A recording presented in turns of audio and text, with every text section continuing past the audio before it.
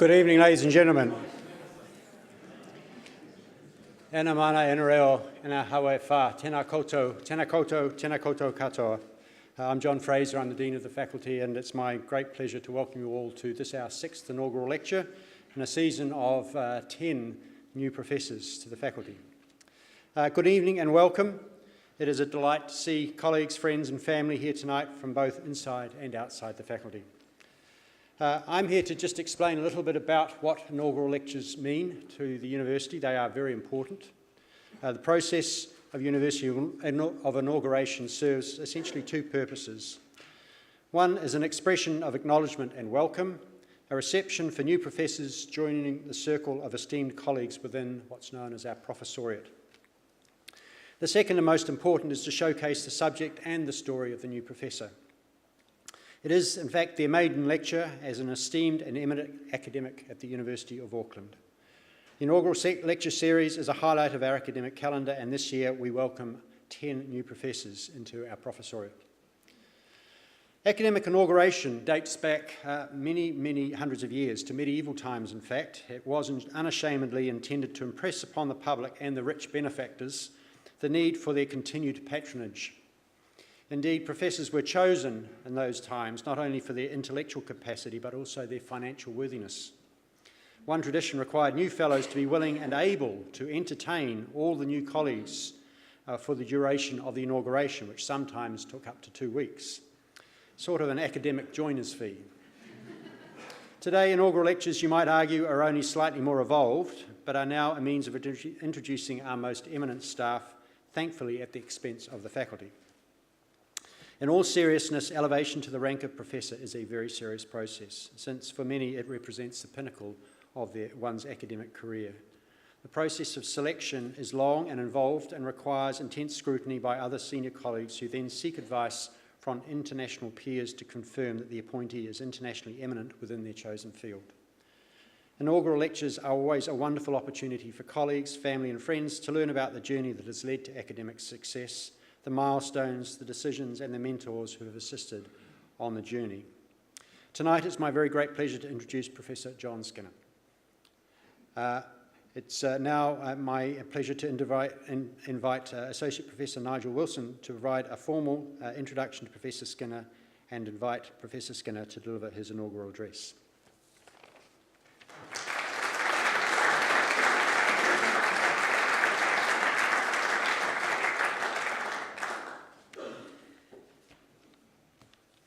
Dean, ladies and gentlemen, I first met Jon Skinner at a Children's Heart meeting in Germany. He cut a dashing figure, playing a grand piano in an equally grand hotel in East Berlin. And Jon had a fine lock of hair in those days. It was obvious that Jon was bright in manner and bright in intellect, and he showed interest in coming to New Zealand.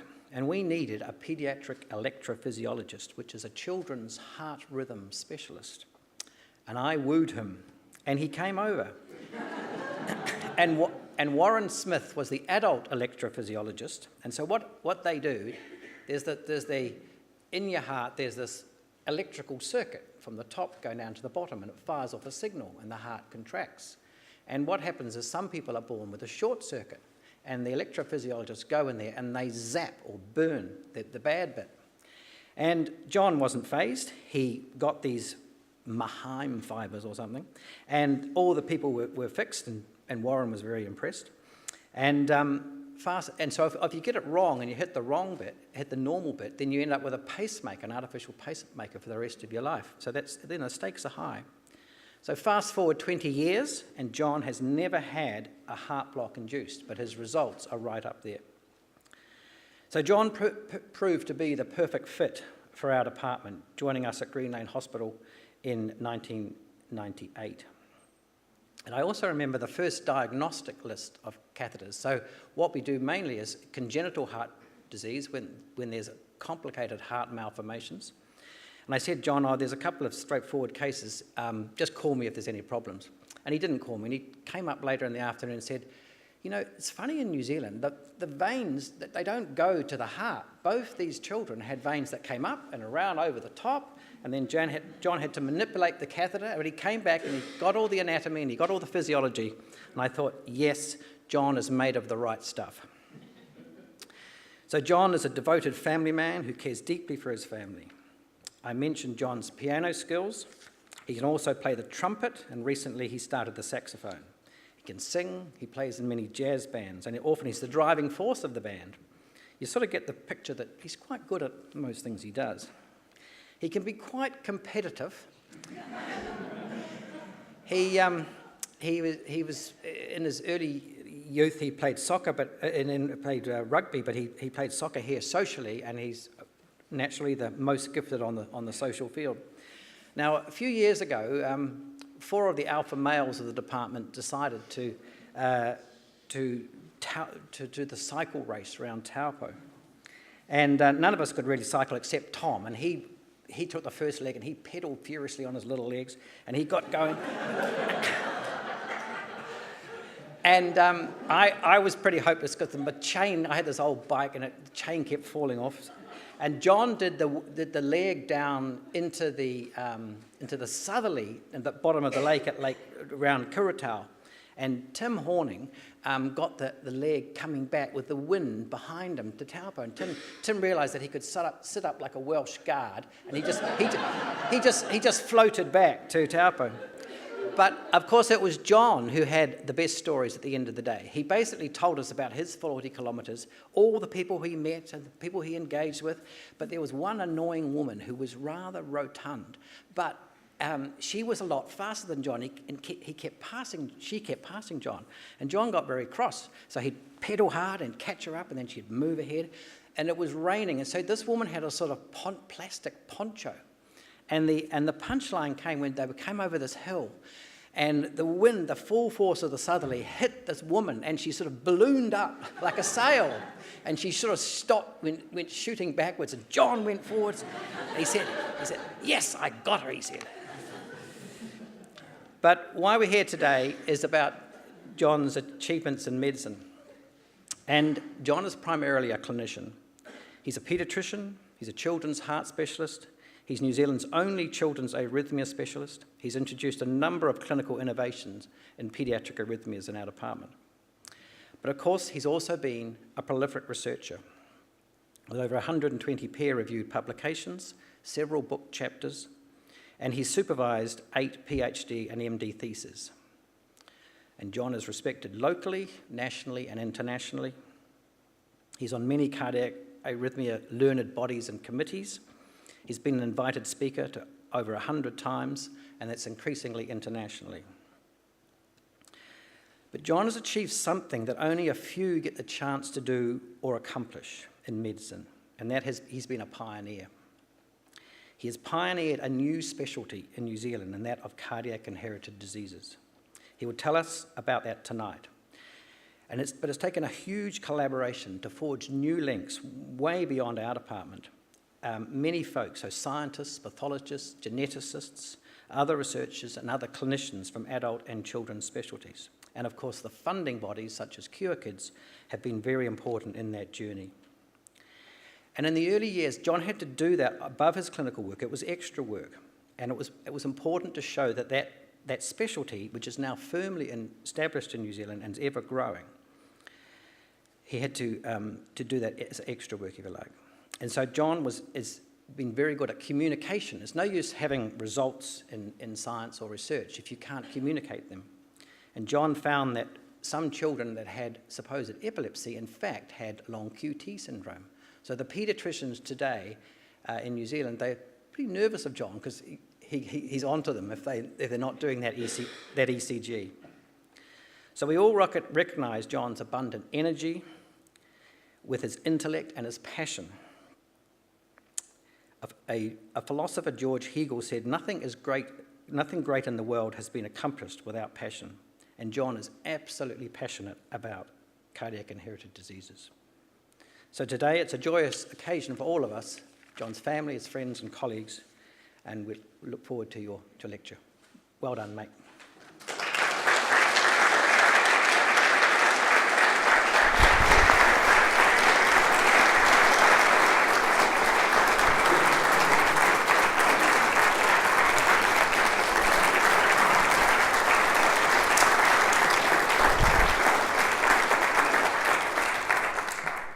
So I know what you're thinking. 19 years. Skinner does have a tie. Look, what a privilege. Thank you, Nigel. That's marvellous. So, where do I begin? So there's a couple of people can't be here, and that's really sad. There's nothing like your mum and your dad seeing you. Sorry, a bit emotional. I have to be, don't I? But, inside I'm just a little boy, and I'd love my mum and dad to be here, but they can't be. Now, there is nothing more devastating, I guess, than the sudden, unexpected death of a young person. And here you see this on TV, and this causes absolute consternation, shock, horror, and it's disbelief that a well person can suddenly drop dead like that. And even worse, that these people who drop dead like this might have a familial disease, so the other people in their family might be at risk of dropping dead as well. I'm going to talk a bit about the cardiac inherited disease group, which Nigel has kindly alluded to, where we aim to detect these people, protect them, and enable them to get back into their normal life. But I'd like to take you on a bit of a journey first, if I may, about where I originally came from. So I started as a paediatrician, very much a paediatrician, and I loved neonatology. I was particularly fascinated how these little tiny things could become so blue one minute, pink the next, well 1 second, desperately ill the next. And in 1985, I wrote my first paper. My very first paper. I was working 96 hours a week on a 1 in 2 intensive care unit in Nottingham. And here it is in the well-known British Journal of Parenteral Therapy. And it was describing the placement of central venous feeding lines in the newborn. Okay, it's not rocket science. But, it was the sign of things to come. I got a real kick out of that, even if he spelt my name wrong. Bruce and I were the SHOs, and we wrote this together. And I was really proud of that. But it was another 4 years on that I eventually found myself in a research position. I came back to Newcastle upon Tyne, and there I am. And it was a black and white world then. Just like looking back at the war photos, isn't it? There was no colour Doppler, and everything I was doing with this echo machine was all in black and white. My mentors at the time, Stuart Hunter and Edmund Hay. Stuart is a paediatric cardiologist, and Edmund Hay, who sadly passed away last year, an extraordinary neonatologist, both bright, generous, kind men. And, I would like to think that I've modelled myself on the best parts of both of these two wonderful characters. I was fascinated by a couple of things that happened while I was doing these scans on these very little babies. You'd put a Doppler probe, as you can see, in here in the ductus. This connects the circulation to the lungs and the circulation to the body. And I saw that these little babies who were desperately ill, 1 second the flow would be right to left, and as they got pinker, the flow would come left to right. So this was obviously a tool. I'm thinking, looking around at these neonatologists, why aren't you using this thing? How come you're not using this technique? This is extraordinary. I've got to write about it. But even more interesting, I found it wasn't actually the pressure, which was the subject of my thesis. It was actually flow, and we could measure flow through the lungs by measuring the left ventricular output. And we found with this first study here that babies who had documented low flow through their lungs early on when they were really blue, they did really badly at the end. So we now had a way of detecting which kids were going to do really badly and the ones which needed the most intense support. And on the other side, there were babies who later on then, the duct stayed big and all this blood would flow into their lungs. And we coined this phrase, the silent dangerous ductus. And I'm so sad that this never actually got into print other than in the Pediatric Society when I presented it, because it really is a synopsis. And another paper that never reached print is this one, and I just want to tell you a little bit about it. It was at the Association of European Pediatric Cardiologists in Switzerland. And it was my first presentation. Proper presentation. There were 2,000 people there. It was a massive auditorium. It was the plenary session. In those days, they had plenary abstract sessions. And I went onto the stage and I said, which was true, that from animal studies, it appears that the neonatal cardiac output adjusts primarily by heart rate and not by stroke volume. In other words, it's how often your heart beats and not how big it beats. This was all from animal work, sheep work. And at the end of my presentation, I said, alterations in cardiac output associated with ductal shunting in the premature neonate are achieved primarily by changes in stroke volume and not heart rate. Well, I never got any questions because the chairman had a go at me for 5 minutes because he was the guy. He was one of the guys that did the sheep work. So that was an extraordinary moment for me and quite inspirational because, you know, I went into battle. And I was so sure that cardiac output was going to be important that I even, with some colleagues, designed a method of continuously measuring cardiac output in the newborn using Doppler ultrasound. And we published this, and it's a great sadness to me that I wasn't able to pursue that because then I came to New Zealand. But it's still there, and you know, maybe one day I'll go back to that because we were able to record cardiac output continuously for up to an hour using this prototype model. And I think nobody else has done it yet. We need to get back to it. And it's a great pleasure. Fast forward some years, Alan Groves, a colourful Irish chap, came and worked in the neonatal unit, and Frank's so busy nodding there, what a colourful character he was.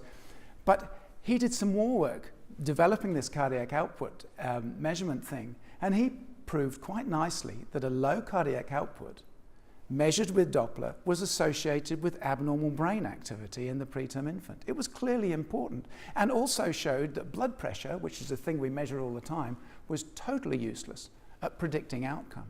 It was low cardiac output, which you measure with Doppler echocardiography, and not blood pressure. Two really key messages, which have really spread through neonatal intensive care since then. But the most thing that struck me was I was looking at these neonatologists. They were doing head scans and kidney scans, but they weren't looking at the heart. And you know, you've got to look at the heart. Look what's... And so I started running these courses. And this was in 1991 when I was a research fellow. This is the very first one. And I think the first one in the world. And interestingly, one of my most quoted papers is this one. It's just a how-to paper, how to diagnose patent ductus arteriosus. I loved educating the neonatologists because they took it up and they've used it, and now it's used in all the neonatal units across the world. It's part of central management. I'm so pleased to be part of it. And this book was really, I suppose, my parting gift to neonatology. And I must say I was delighted when a colleague of Nigel's came over from India last year. You'll remember Nigel. He said, "Skinner, you're Skinner." He said, "There's thousands of photocopies of your book all over India."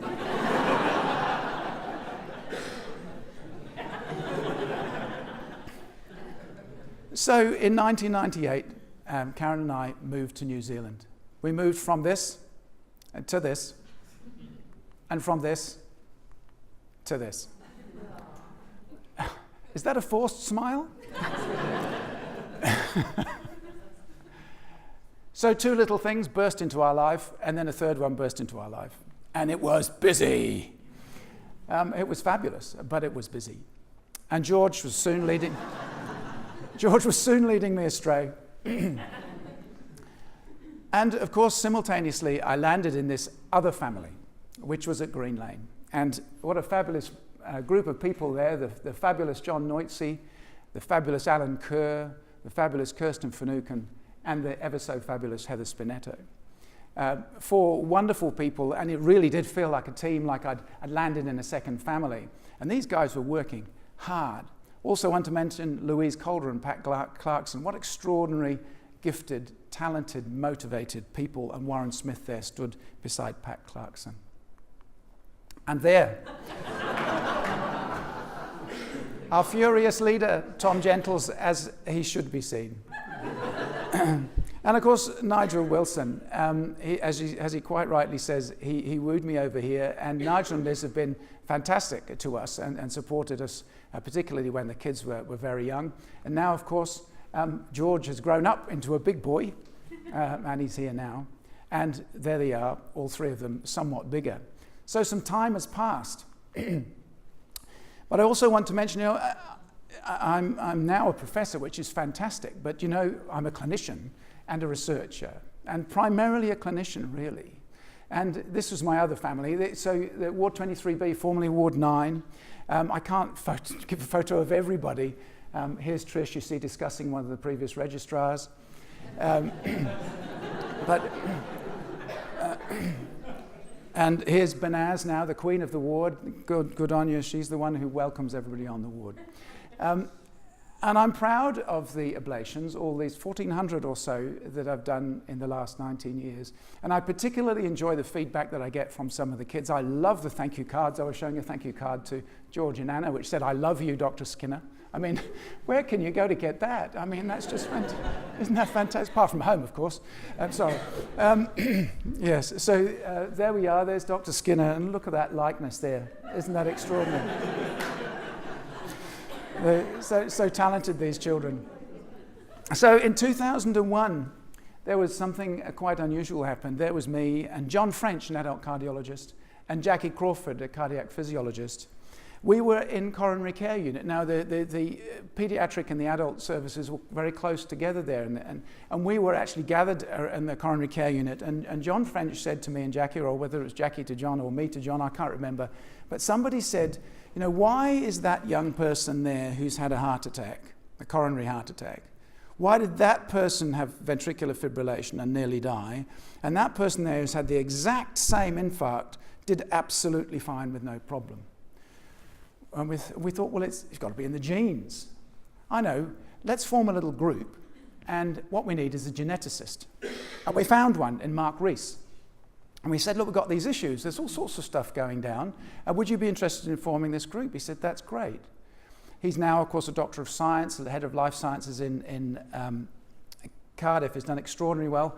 But John left us, and Mark left us, and shortly afterwards, Jim Stewart joined us, and Andrew Schelling, who you'll be hearing from later, joined us. And you see Andrew also equally busy with his children at that stage.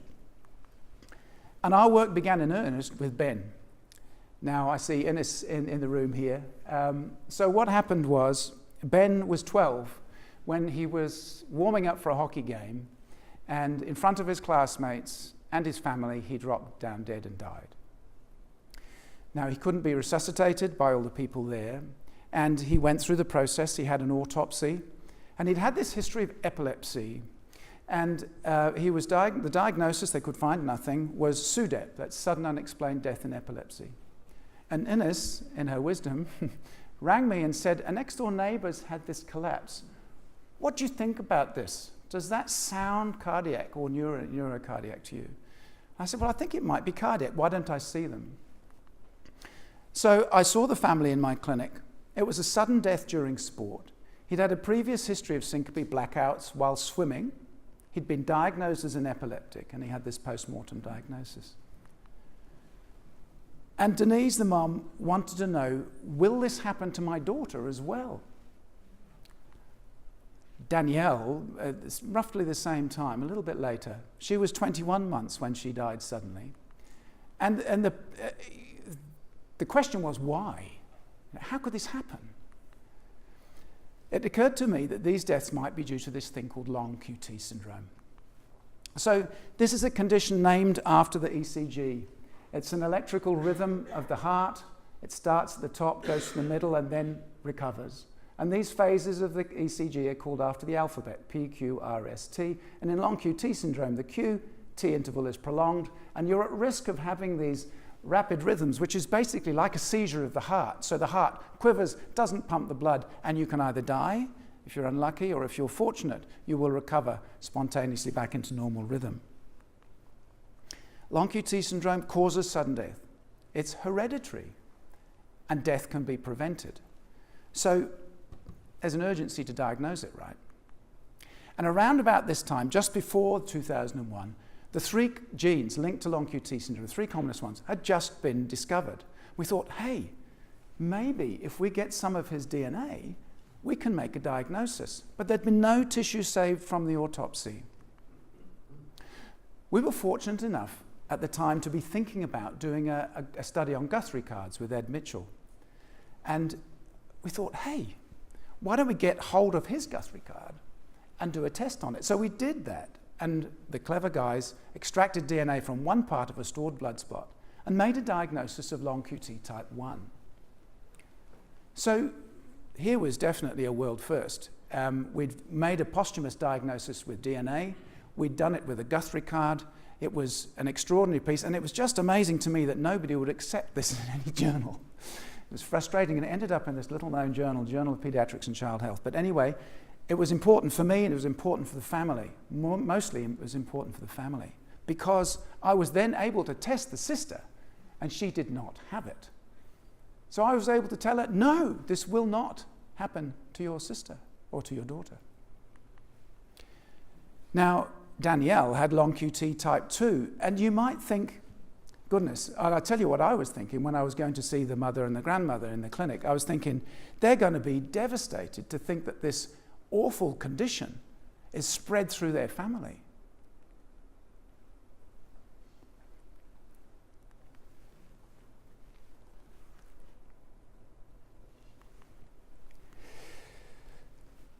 So it's always raw when I think about that. So 23 cards later, these people were coming into my clinic. Sudden deaths everywhere. And 3 to 39 years after death, we were able to locate these Guthrie cards. And we found 35% of these cases had died from long QT syndrome. So we were giving answers to deaths 39 years before. How about that? So simultaneously in Amsterdam, the Dutch were doing a different approach. Instead of doing molecular autopsy, as it became known as, on the deceased, they were examining the relatives and seeing if they could find an inherited heart condition in the relatives. And this came out in 2005, and also in London as well. And in the Mayo Clinic, they were taking a similar strategy using a molecular autopsy, and they had a series of 49 now, where they diagnosed long QT syndrome and this other similar condition called CPVT. So this clearly was a real phenomenon. But surely this is rare. These were case series. This isn't a population-based study. Surely this was rare.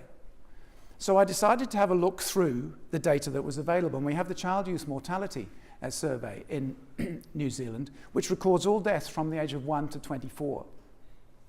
And I found that 2/3 of those sudden deaths, there was nothing at all on the autopsy.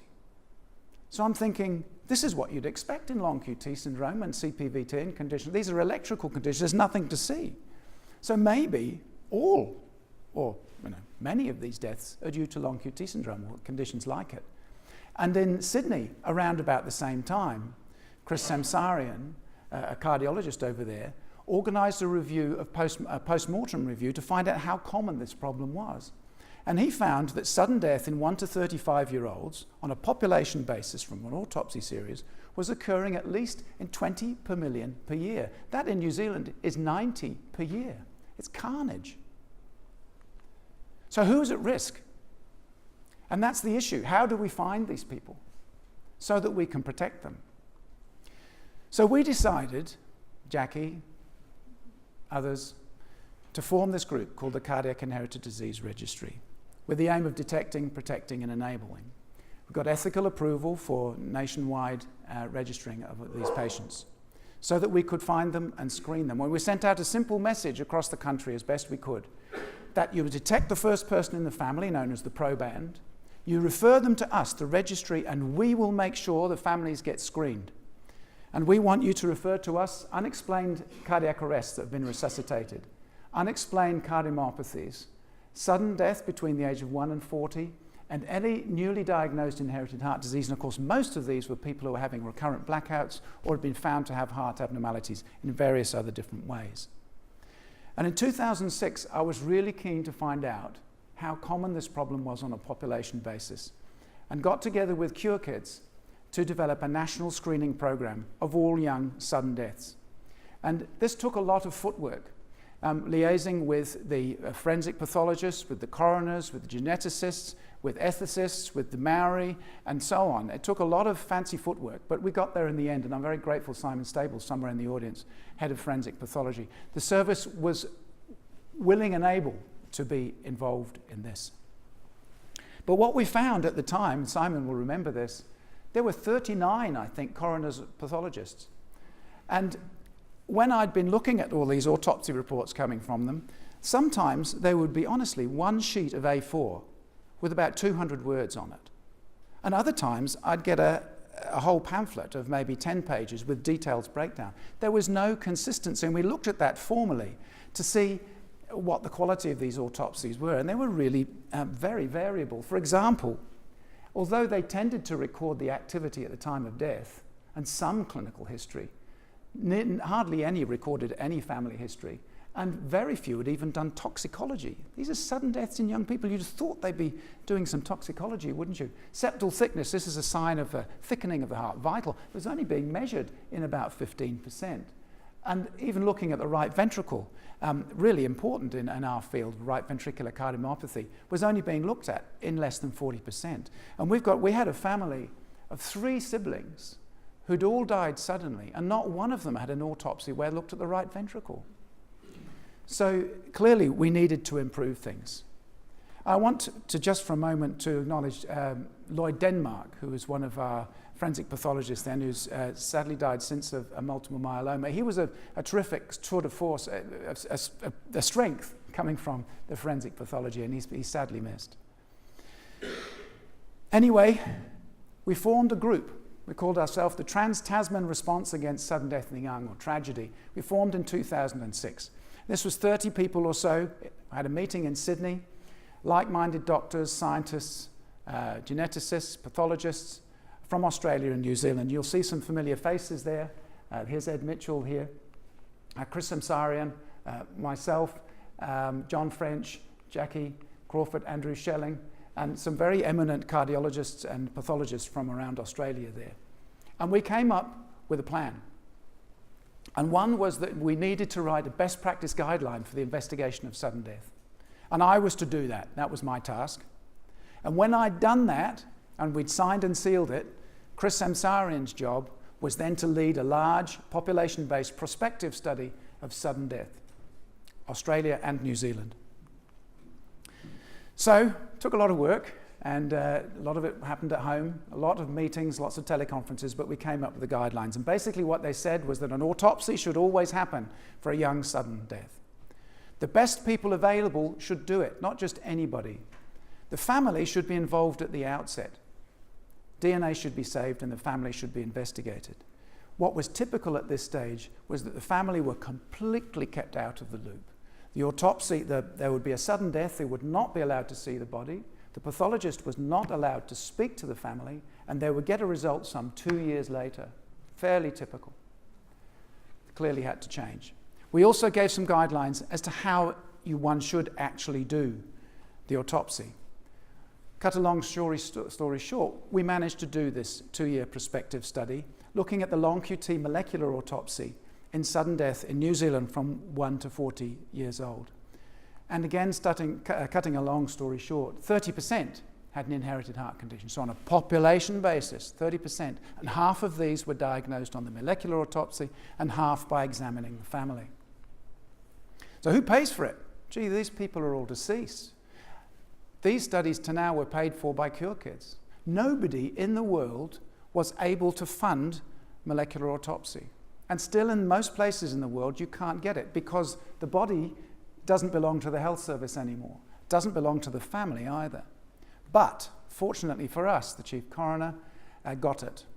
And he said from now on, the Ministry of Justice will fund the molecular autopsy, provided you have a senior forensic pathologist and that CIDG runs and gatekeeps the process. And so we took it on. And now whenever there's a sudden death of a young person, they get a pamphlet, and within that pamphlet is this.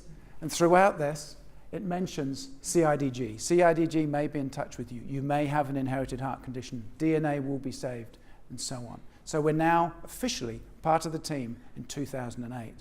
Bearing in mind, we still had no salaried people doing this work. We had no money from the Ministry of Health whatsoever until 2 years ago. All of this was being funded through charitable donations. But we developed a process where suspected cases, whether it's blackouts or cardiomyopathies or what have you, and sudden death, they would be referred to our CIDG multidisciplinary team. And we'd meet fortnightly or so, And we'd have a ped cardiologist, that was me, adult cardiologist, a genetic counsellor, molecular geneticist, clinical geneticist, forensic pathologist, usually a trainee, and pivotally the coordinator. And we'd meet, and we'd have regional coordinators beaming in by video conference. And that's still going on today. And of course, all of this is now happening without me doing very much, and it's marvelous. This engine room, Jackie Crawford, who's been the main driving force behind this, and these people are doing the work while I'm getting all the credit. Fair enough, eh? No, but really, they are doing the work. And Tom Donohue's a nurse down in Wellington, Rachel, a nurse in Waikato, Louise, a team support database administrator, and Mandy, who's recently left, been replaced by Rachel. And I want to acknowledge Martin Stiles, who's an enthusiastic supporting cardiologist from Waikato. We started to notice patterns. Now, you remember Ben, he was diagnosed with epilepsy, and we looked at our first 39 families of long QT, the first probands, and we found we wanted to ask the question, how many of them had been diagnosed with seizure disorder? And believe it or not, it was 39% of these people had been diagnosed with epilepsy before ultimately they had a diagnosis of long QT syndrome. And we were able to establish in those families that there was a delay in diagnosis of up to 23 years. And as a minimum, 4 young relatives in those families died suddenly over that time. This was clearly not good enough. And this is why, as Nigel alluded to, I'm passionate about spreading the message. We've got to spread it to pediatricians, neurologists, general practitioners. We need to keep saying to this, is it really epilepsy that they're having? Is that what's making them collapse? Or is it an arrhythmia? And if we're going to detect these conditions, well, gee, we've got to take a family history. You know, if somebody comes in with some unknown condition, you have to take a family history. And it's been our suspicion for a long time that cardiologists in particular don't take a family history. So when we injected a nurse into Waikato and into Wellington, we were able to compare a history taken by the admitting cardiac team and a history taken by our trained cardiac nurses. And guess what? Over half the regular doctors took no family history at all. And our trained nurse family history elevated the diagnostic rate, just taking a family history, elevated the diagnostic rate from 8% to 32%. That's a very powerful diagnostic test for something where you have a heart muscle or a collapse condition where you don't know what's going on. So a 3-generation family history, a really important part of clinical training. Now, if you detect one person, the whole idea is that you then screen the family and you detect many more. Were we being effective then on a population base as time goes by? Are we being effective in detecting these people? And Nikki Earle, one of our doctorate students, she looked at this, how many people had long QT syndrome diagnosed on a population basis. And she found that at Auckland City, the place where this registry started, that we have found half of those expected to have long QT syndrome. We know from population ECG screening, the incidence is about 1 in 2,000. Well, in Auckland City, we've found 1 in 4,000 already. So this screening program, detection and cascading, really works. One of the things that's always puzzled us, though, you've got a family, you've got somebody who's had a cardiac arrest or died, and their sibling who has the same gene has got a QT interval which is barely prolonged and they've never had a symptom. Or granddad died when he was 90 with the same gene. How does that work? So we were fascinated to look to see if we can find out what gene markers, were there gene markers which were modifying the severity. And Nikki went on to have a look at this, and a long story short, she's looking at minor changes in the genes called single nucleotide polymorphisms. And she found that this particular polymorphism called NOS1AP, never mind, results in a 10-fold hazard risk for sudden death. That's big. That's really big. And other people have found the same, more or less simultaneously. So now we're at the situation where other genetic tests need to be done to help risk stratify our patients. And it's not just how bad they are phenotypically, whether they collapse or not, or how long their QT is. It's about their genes as well. And she incidentally made a start on looking at that myocardial infarction question. She collaborated with Rob Doughty, who's in the room here, and the cardiologist from Christchurch, and looked at 2,100 survivors of myocardial infarction. and compared those with 106 of those who had cardiac arrest during follow-up.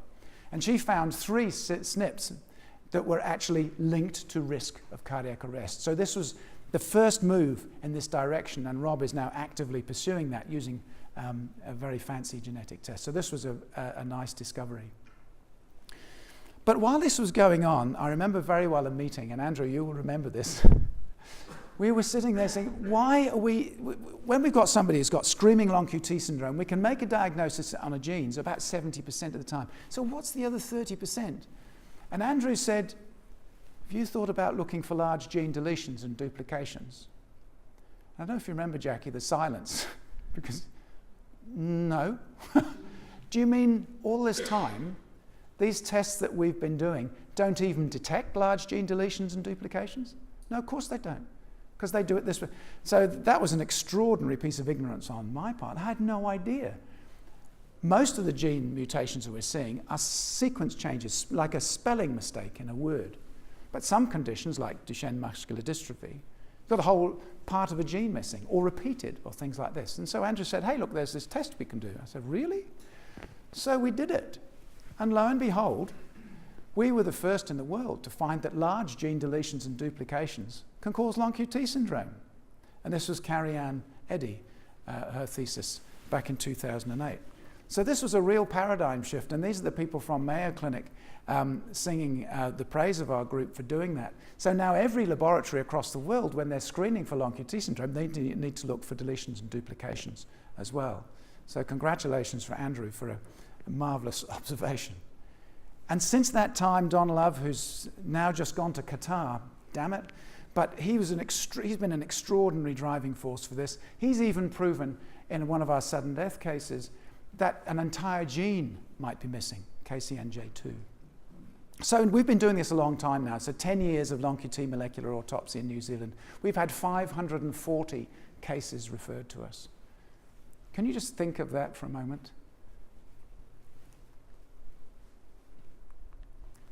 So they get referred, and we have to sit around a table and we have to decide what we're going to do. Now, a lot of the time we're thinking, is this likely to be an arrhythmic death, or is it possible that it's something else? So if you've got a 12-year-old who died suddenly on a hockey pitch, well, it's a no-brainer, and that's clearly something that we'll need to look into. But a lot of the people we're seeing, they're 40, they may be overweight, they've got a bit of coronary artery disease. Is that for us or not? We get so many referrals now, but we have to make a decision, and it shows you that we don't do a genetic test on everybody. We don't investigate everybody. The younger you are, the more likely we are to investigate, and the older you are, the less likely we are to investigate. So you really need a pristine autopsy with no signs of anything for us to get involved.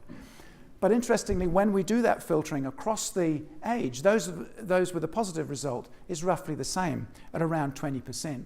And in fact, if we look at the 138 molecular autopsies over these 10 years, 29 or 21% were diagnosed with either long QT syndrome or Brugada. And one of the questions is, the people who've died from long QT syndrome, are they the same as the people who are alive? How can we use that information to risk stratify the people who are alive? And in fact, it seems they're quite different. There are 3 different types of long QT syndrome, mainly there's about 16 now, but 3 main types, 1, 2, and 3. Not really important, just long QT1's the one that tends to happen when you're active, swimming in particular, like Ben. Long QT2 tends to be a startle during the night, like loud noise. And long QT3 tends to happen during sleep. And what we look at the genotypes of people in life, our long QT cohort, which is now about 550 patients. We're the same as the international registry, more or less. Most of them long QT1 or long QT2, and very few of the long QT type 3. But if you look at those who've died, it's a different story altogether. It seems to be long QT3 or the sodium channel, much more than the other ones. And this compares very similarly to the sudden infant death study from Norway, where it seems as though the sodium channel or long QT3 is the thing that seems to be causing death. Presumably, these other types of long QT syndrome tend to present with recurrent collapses during life and are less likely to kill you than these sodium channel ones. One of the things that was quite extraordinary for me, though, I showed you that picture early on of these people who'd had a collapse while playing sport.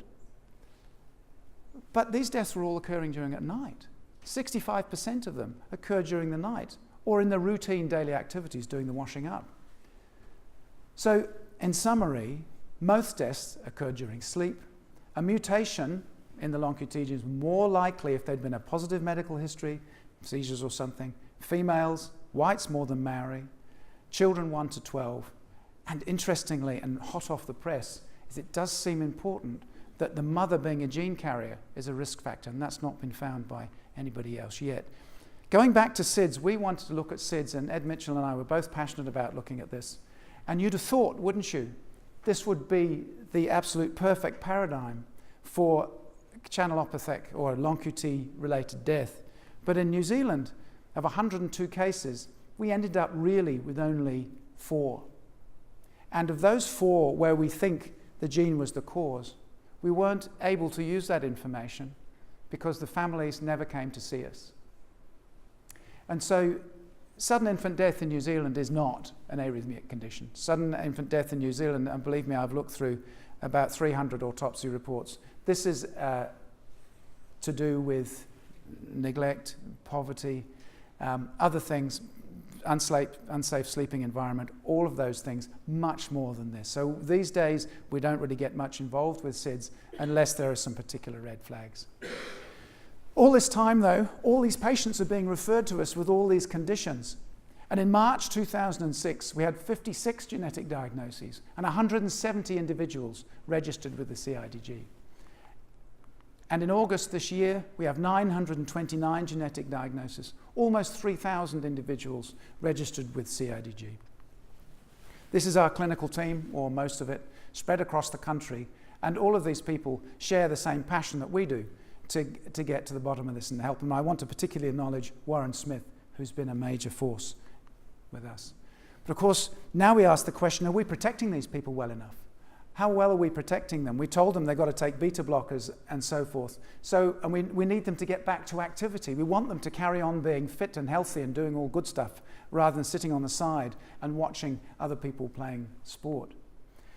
So Luciana and Catherine come into this, and I've got nothing to do with the buns in the oven. I'm just the guy. I'm just the guy eating the biscuits, okay? Nora, the fact that these two, some months later, are both in my office with their babies has got nothing to do with me whatsoever. So Catherine did some great work. The question, people are saying, fine, give them beta blockers, they're safe. But nobody had actually asked the question, are they actually taking their tablets? So Catherine asked that question using electronic pharmacy records, and guess what? Adherence was suboptimal in 50%, and 10% never even took their first prescription. Can you believe that? Oh my goodness. So back to the drawing board. We've really got to find ways of making sure that our patients adhere to therapy, finding out the ones that aren't taking it and so on. And Catherine's now involved in an international study looking at adherence across several different countries. Because if you're doing a high-risk activity like this, you don't want to forget your beta blockers, right? So what can we do for these people? What can we do for the people who do forget their beta blockers? Well, there is something. And it's a procedure called a thoracoscopic left cardiac sympathetic denervation. Never mind. It's a telescopic cutting of the nerve to the heart. Very effective. You see that graph there? It shows how many people were having symptoms before and after a sympathectomy, how few had them. This was from Italy many, many years ago. So we started doing this 15 years ago for our patients with LONQ-T syndrome. We wanted to find out how they were going. Nobody'd reported any side effects in any of these series. We wanted to find out whether they liked it, whether it was working or not. And Catherine did this rather interesting report because we had the largest series in the world. She found that these patients had a lot of side effects. So if you see this lady here, see how she's red on one side and white on the other? She's just been on the treadmill for 10 minutes. And these kids were coming back saying, I'm like a harlequin man. I go red down one side and white down the other. And also, although this is Horner's syndrome where the pupil is small there, see, compared to the big one and the droopy eyelid. And a lot of them had minor signs of this. But you know what was interesting? When we asked them, they nearly all had side effects. These are the things in the blue here. Those are the side effects. We asked them, were you happy you had this procedure? And would you recommend it to others? And nearly everybody's put a tick down there. It seems that they like it because the symptoms that they get almost remind them that they've got this friend looking after them. So we're going to carry on doing this. It's a remarkably effective procedure for those who can't take or won't take or forget to take their beta blockers. But our question in 2008 is, what is the true profile of sudden death with no referral bias? What added value does a wider genetic testing panel bring as well? You know, we've just been testing for long QT syndrome. And at last, 10 years after our initial meeting of tragedy, out came this publication. And the New England Journal of Medicine, I mean, wow. This is probably the only time I shall ever get my name on this esteemed journal. But this is a huge piece of work, and I have to credit Chris Samsarian for corralling all of this together. But it's groundbreaking. And the reason it's groundbreaking is it's because it's telling us the true story about sudden death in young people. What it's telling us is that the younger you are, the more likely your death is to be unexplained by the autopsy. In other words, you're not going to find something. In other words, it's most likely to be something like long QT syndrome. And the older you are, the more likely you're going to find some cause. These are the unexplained deaths here. Well, we kind of knew that, really. This is a sudden deaths according to age group. There's a dip here, and it goes up here. The commonest cause of death in 31 to 35-year-olds, coronary artery disease. But if we break down the causes of sudden death, and this is really the thing that shifted the paradigm, if you like, 40% of the deaths were unexplained by autopsy. There was nothing to see. If you look down here, you'll see something called hypertrophic cardiomyopathy. This is a disorder of heart muscle, which you will have seen up until this publication. Virtually everybody who's talking about sudden death, their first sentence will be, hypertrophic cardiomyopathy is the commonest cause of young sudden death. It is not. We've known that, haven't we, Jackie, for the last 15 years. Now we've got it. Proof it. Hypertrophic cardiomyopathy is not a nice condition to have, but there's many other things which are causing sudden death. And also, it's not the sport that's killing people. It's really not. Unfortunately, the majority of these people are dying during their sleep and at rest. We can't stop people sleeping, so we've got to find them and we've got to protect them. Unexplained deaths are more likely in sleep. It's more likely in males. And this wider genetic testing panel shows an actionable positive genetic result in about a quarter of those subjects that we were testing. They also looked at other genes, and interestingly, epilepsy genes may be a cause of death in some of these people. We've gone on to an international study looking at the role of wider genetic panels collaborating with many other countries. It doesn't matter. But one of the interesting messages there is the more things you test for, the more noise you're going to get. And now that means you get a variant of insignificant back. You get a result back you don't know what to do with. And we don't want to put our patients in genetic purgatory. We want to give them an answer. So we have to decide how wide our genetic panels are going to be, and this is an ongoing discussion. So what next? We have a research team. Annika Winbow and Joe Montgomery, I'll talk about them in a moment. Nikki Earle doesn't know she's going to do this yet. She's still working with us. But Nikki, you're in the room, and I hope what you're going to do is lead an international registry for young sudden deaths. Catherine Waddell-Smith, she's still working on it. She's looking at adherence. And Claire O'Donovan, very importantly, I'm pleased to see you here tonight. She's going to be studying, and is already actively studying, the psychological fallout of all of these conditions and looking at positive interventions to reduce the psychological fallout from all of this carnage. Joe Montgomery and Annika Winbow are doing an extraordinary study here with support from the Auckland Academic Health Alliance. What they're doing is they're taking blood samples from people with long QT syndrome. They're reprogramming them into pluripotential cells. They're differentiating them to cardiac cells, and then they're doing tests on them. So you can take somebody who's got a condition that you know and you're having trouble managing it, you take their cells and you do the stuff to them in the lab to see whether that's the right medication for that person. This is personalized medicine. That's the way we're heading. And this is what Annika wants to do. And she's doing that as part of an international collaborative study with Joe. This is Annika here, from the States, from Australia, and from Sweden, and other countries besides. And I just want to show you this little video. This is a Petri dish with heart cells from somebody with long QT syndrome beating in a Petri dish. Now, how cool is that? And we can test that. We can find out which are the best beta blockers to use. We can design new drugs. We can do genetic manipulation on these. We can see the way forward with long QT syndrome. So, the last few slides I'm not going to talk to. It's been a real privilege. Thank you so much. You know, Stuart Hunter said to me, he said, I asked him, have you got some advice for me, Stuart? You know, he said, well, on your way up to the top, don't tread on anybody, because they'll tread on you on the way down. So I hope I haven't trodden on too many people, and I've really enjoyed doing this work. I mean, I think, research is about people. It's about the people you're looking after. It's about the people you're working with. So the research and the clinical services seem to be going quite well. But in the end, it's really about whether we're making a difference to the family. And you know what I like? I like to be able to sit in front of somebody who's lost a child or a brother or a sister, look them in the eye and say, I'm going to do my damnedest to find out what caused this. And even if I don't find it, I want to help them to make sure they don't blame themselves anymore. So the last few slides have been generously donated by some of the families who've been affected by this.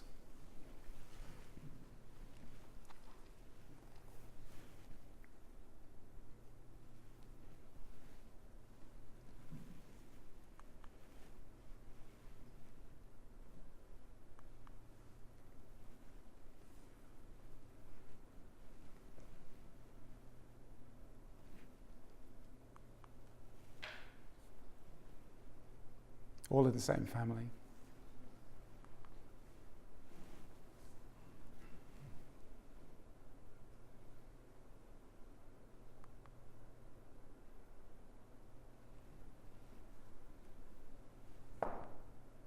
Thank you.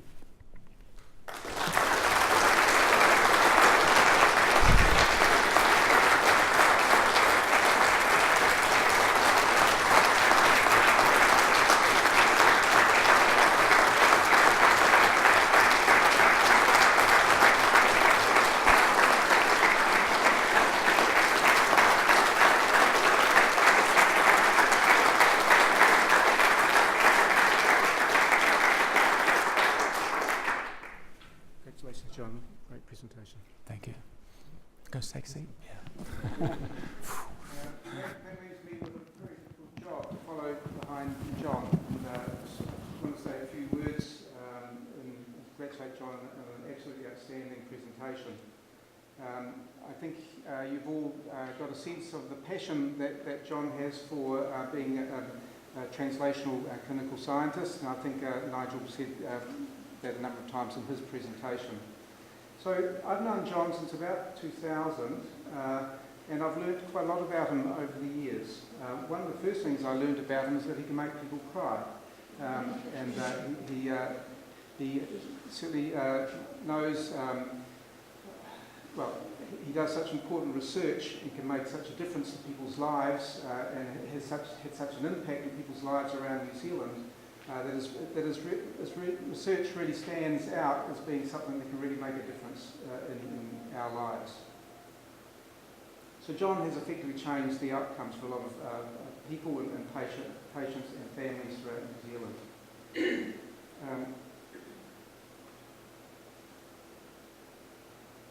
I just wanted to talk about something about some of the work that Jon's been involved with, and when I first joined the team, I was rather overwhelmed with the long list of acronyms that I had to deal with. So I could cope with long QT and long words like arrhythmia and cardiomyopathies, and long QTS and SUDI and SIDS and SIDA-G, but I started to unravel a bit when it came to CPVD and HCMs and ARVCs and DCMs. So, and then when the name was group tragedy, I nearly fell over, so I thought it comes up with some slightly better acronyms. I used to go along to the multidisciplinary clinics with Jon and I'd look on with amazement at seeing some experts at work. So John would be sitting, I think Nigel was at some of those meetings, and Warren, and they would pick up a trace of these funny squiggles on a line, and they would look at them, and John would take his glasses off and peer at it and say, that doesn't look good, we'll send this person out for further analysis and that sort of thing. So it was great to see a clinical team at work.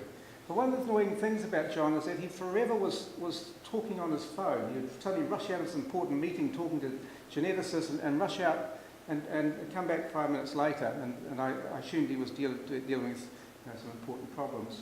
So a few years later, I saw this from the other side of the world, and my niece's son was rushed up to Auckland and taken to the 32B, and the person in charge of this young man who had a cardiac problem was Jon Skinner, and the whole family were just overwhelmed with the clinical expertise and the kindness and the hard work that John put into this young man.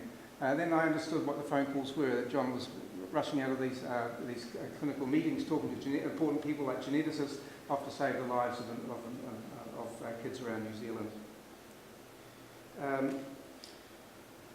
I think what you saw today was a good example of John and his expertise, his passionate about his topic. I think what you see is what you get.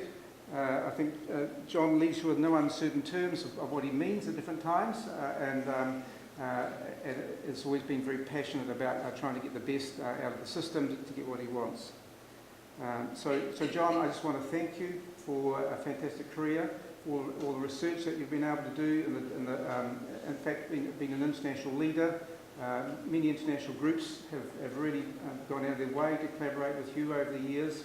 I think what you've been able to do as a busy clinician, so many publications, and really doing research that's changed the lives of New Zealand has been remarkable. I think we're all in a world where we're supposed to do translational research, personalised medicine. John's actually been doing that since 2000, or soon after. So his research really is one of the best examples we've got of translational research here in Auckland, New Zealand. And yet sometimes on the side of the road, we're not aware of what goes on just literally right across the road. So I think the Academic Health Alliance has been one of the formats that actually bring to light some of the excitement about research that's going on both sides of the road. So congratulations, John, and good luck for the next few years of your research life.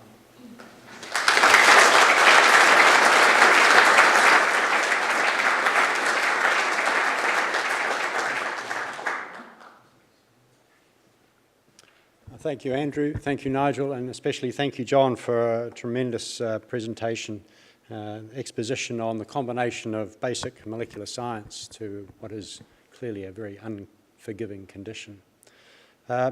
It's really just for me to close this evening's inaugural lecture, but before we finish, I would like to invite John to come up and receive a plaque which recognises his elevation to professor, and there's a little something to enjoy it with this evening.